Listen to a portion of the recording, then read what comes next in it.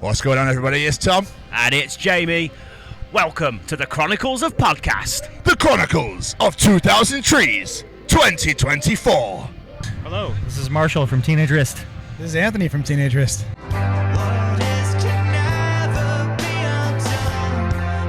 It's an absolute pleasure to have you both here. Thank you so much, especially so late on a Saturday evening. Is that Saturday? What day is it? It's definitely Saturday today. All right, cool. It's funny because obviously festivals only run until Sunday, and so with this one, obviously we were on a day earlier, so people keep going, it's not Saturday, it's Sunday. It's definitely Saturday today. It feels like a Sunday.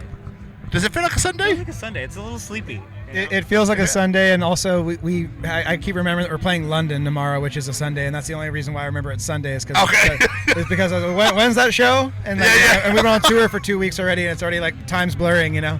Yeah, well, especially when you're here in the UK as well, so the time difference is massive compared to the States and stuff. So.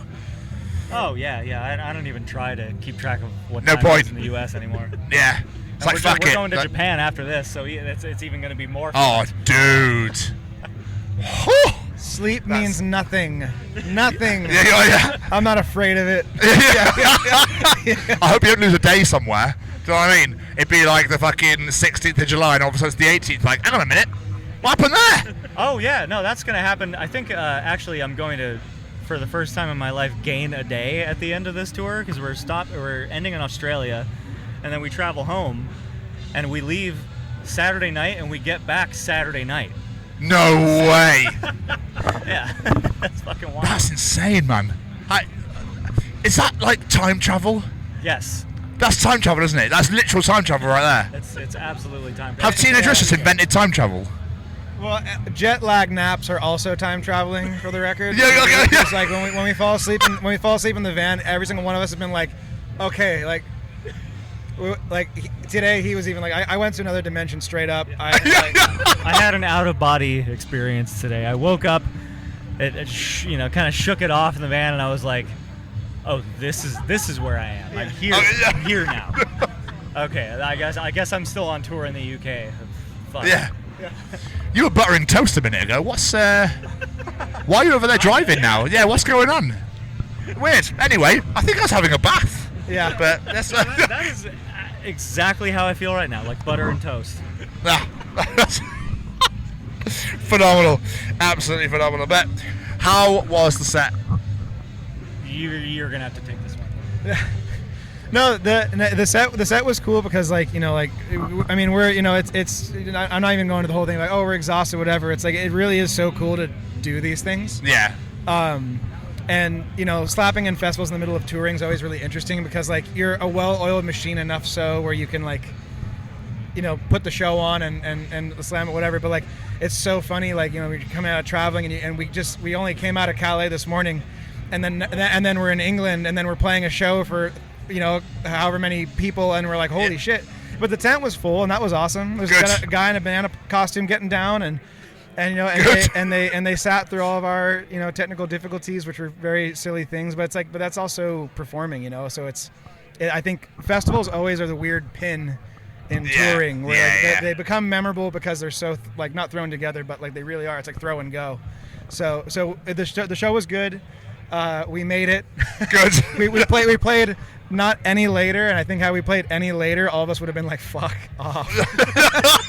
Yeah. I think festivals are the type of show where I somehow simultaneously have the most fun, but also want to kill myself the most while I'm doing it. Oh, dude. Like and now you're sat here doing press as well. This is the fun part. Okay, we good. We just get to bullshit now. On stage, it's like I have to try to be serious. And today, that just completely broke. Yeah. We just did Nope. we just did a bit of press, and they were saying, "What's your favorite fictional character?" I said Joe Biden. For the record, I feel like a fictional character right now. Are you done to another dimension again? Yep. Butter and Breadman. That's who I am. But For a teenager show compared to a festival show, so you're talking about how it's like the pin and touring and whatnot, do you change the set list up accordingly? So, like, because obviously people not so familiar with yourselves, so you do change up the songs, or is it like, fuck it, this is what we're going with? A little bit, yeah. We change it up sometimes if we feel like a song is it's too deep of a cut, or if it's not hitting. We'll swap it out for something else. And for something like Japan, which we have coming up, it's we're going to try to throw in as much from all the records as much as we can. Whereas maybe if we're touring in the States or something, it's we try to throw in as much new material as possible. So it all depends. So us as a podcast, we're ambassadors for the Sophie Lancaster Foundation. Are you aware of Sophie and the story and the foundation at all? No. Well, as you said, you don't want to talk about serious things. I'm really sorry. That's all right. Basically, the story of Sophie is her and her boyfriend were walking through a park on the way home after a night out, and they were attacked to the point where Sophie lost her life. Her boyfriend fortunately survived, but has not been the same since because of the traumas left behind. And this all happened because they were goths. They did not know these people. They'd never seen them before. They were literally just walking through a park, and these guys did not like the way they looked. And it's horrendous. It is the most horrific story. And we're talking to people here because we're one big alternative family here at 2000 Trees. To basically find out if it's something you guys have had to experience in your lives, being part of this community, being treated differently, have stereotypes thrown upon you, simply because the music you listen to, the way you dress, whatever it may be. Is that something you've had to experience in your lives? Well, to a lesser extent, I think. I mean, not obviously. I guess people don't know where I come from. I've never been jumped in the street or anything like that, thank God. But sure, people find really the dumbest reasons, especially young people or people that are just full of boredom and hate and just outward anger. That's really, I think, has more to do with themselves. Yes. Yeah. People find really dumb reasons to hurt one another. I've definitely experienced a little bit of that just because I was, I wore I wore questionably tight pants in high school, or dyed my hair a stupid color, or had tattoos or whatever. Luckily, not so much in my adult years, I guess. Yeah. But I think with kids, it's the worst. Yeah, Absolutely. It's especially like sad because like we don't, and I'm not trying to say it's any like level of privilege or anything, but like we don't experience things like that to the degree that like transgender people get bullied for things, or people come to these festivals and they don't feel safe, and we're trying, and like I feel like a lot of bands right now are really, I hope, trying to really expand and be more inviting than ever, and that's really beautiful to see, and it's like really infuriating to hear personally, because like the fact that people get bullied for that shit. Like I got picked on in school, but it wasn't for a scene that I belonged to. It's just like, so like to me it's like, it's just really like upsetting, truthfully, and I hope that like people really understand, like, again, like trying to think of a better word, but like the plight of people who are trying to be themselves and feeling themselves and want to dress the way they do and live the way they do and identify.